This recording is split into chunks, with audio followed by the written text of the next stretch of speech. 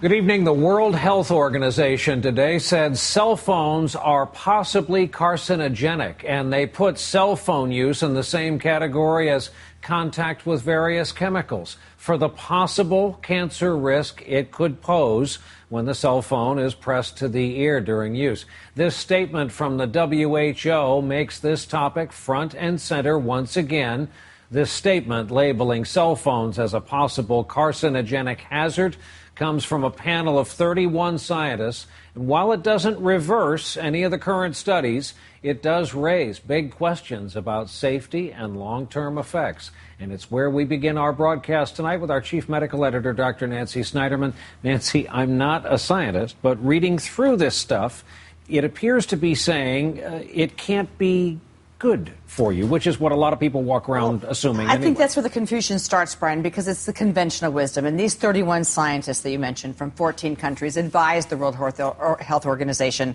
And they said, look, we know that cancer and asbestos are known carcinogens, but now we've studied everything from the radio waves of cell phones, TVs, transmitter towers, and the concern is there a link? To date, there is no definitive evidence linking cell phones to cancer, but then a big hedge from this group saying that there may be enough evidence and maybes and coulds and possibilities that they have now put this in a group that includes other carcinogens, things like chloroform, cleaning fluids that you use at your dry cleaners, gasoline fumes, and even the occupational hazards of being a carpenter, a firefighter, or a dry cleaner. But we also heard counter from the cell phone industry.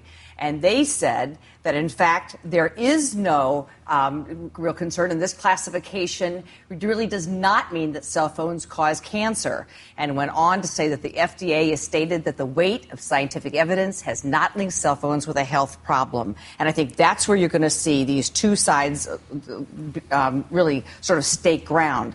The real gulf between them is where is the science? And I think no one has seen that definitive proof yet. And the questions all seem to be about could these tumors be long-term, and so the science isn't caught up with reality. And then the experts always say at the end, probably a good reason to use hands-free. But you just said something really smart, and that is 5 billion people around the world use cell phones. And yet the gliomas, these brain tumors that everyone's worried about, those numbers haven't budged up at all. So that's why they're saying, if you're concerned, take your cell phone away from your ear, use handheld, and for heaven's sake, there are probably more people who die every day by driving and texting and talking. Right. That's the bottom line for right now. A good note to end on as we learn more about this. Dr. Nancy Snyderman, as always, thanks.